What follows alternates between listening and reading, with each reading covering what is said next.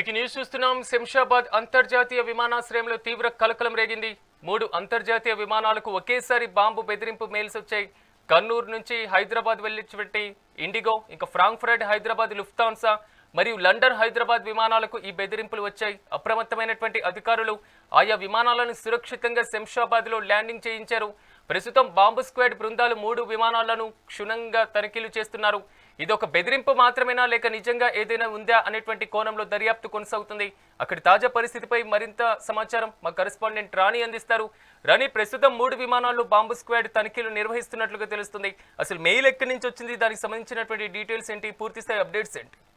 యాసిరాజ్, ఇటు విమానాలకి బెదిరింపు అనేది ఇప్పుడు కలకలం రేపిందనే చెప్పాలి. అసలు మెయిల్స్ ద్వారా వచ్చిన ఈ బెదిరింపులు ఏవైతే ఉన్నాయో ఒక్కసారిగా అందరినీ అంటే ఆలోచింపజేసేలాగా ఉన్నాయని చెప్పాలి. ఎందుకంటే ఆల్రెడీ ఒక ఇష్యూ అనేది ఇక్కడ రన్ అవుతుంది. విమానాలు క్యాన్సిల్ అవ్వడం కావచ్చు, అలాగే విమానాలు వల్ల ప్రయాణికులు క్యాన్సిల్ అవ్వడం వల్ల తీవ్ర ఇక్కట్లు పడడం కావచ్చు. ఇవన్నీ కూడా ఇప్పుడు ఆలోచించాల్సిన అంశాలుగా అందరూ చూస్తున్నారు. అటు ఇండిగో సంస్థ కూడా 5-6 రోజుల నుంచి నిలిపివేసిన విమాన సర్వీసులపై ఇక నుంచి కూడా వాళ్ళు జాగ్రత్తలు తీసుకుంటూ ఎవరికి వాళ్ళను గమ్యస్థానాలు చేసే పనిలో ఇంకొక ఆలోచన అయితే చేస్తున్నారని చెప్పాలి. అయితే ఈ రోజు శంషాబాద్ ఎయిర్పోర్ట్ లో అయితే 3 అంతర్జాతీయ విమానాలకు కూడా బాంబు బెదిరింపులు కలకలం రేపాయని చెప్పాలి.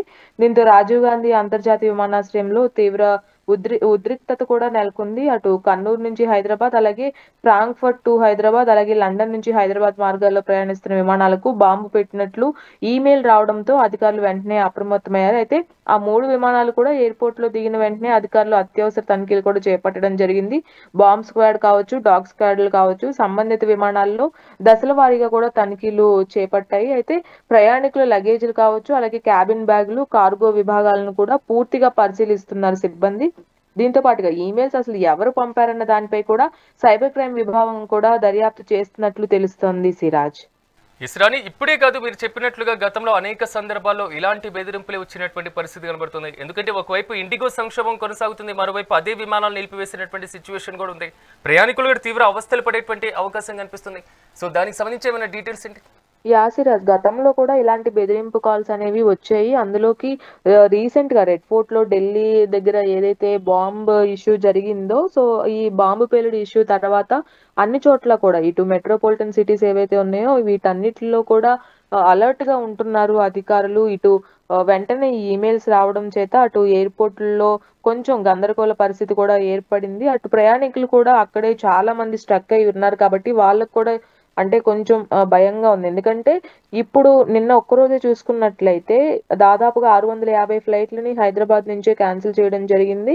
దీంతో పాటుగా ఇప్పుడు మనం చూసుకున్నట్లయితే ఈ బాంబు బెదిరింపులకి అండ్ అలాగే ప్రత్యామ్నాయంగా ఇండిగో సంస్థ ఏదైతే తన మదర్ కంపెనీ అయిన ఇంటర్గ్లోబ్ ఏవియేషన్ తో చేస్తున్న మంతనాలు కావచ్చు, అలాగే ఇప్పటి వరకు క్యాన్సిల్ అయిన టికెట్ మనీ ఏవైతే ఉన్నాయో అవి డిసెంబర్ 10 లోపల అకౌంట్లలోకి వెయ్యాలి అని ఇటు డీజీసీఏ నుంచి వచ్చిన కొన్ని నోటీసుల ద్వారా కావచ్చు, షోకాజ్ నోటీసులు ఏవైతే డీజీసీఏ ఇచ్చిందో దాని ద్వారా కూడా కొంచెం స్పీడప్ చేస్తున్న పరిస్థితి కనపడింది. ఇలాంటి టైంలో ఇలాంటి బెదిరింపు మెయిల్స్ రావడం కొంచెం ఆలోచింపజేసే విషయంగా కూడా మనం చెప్పుకోవచ్చు.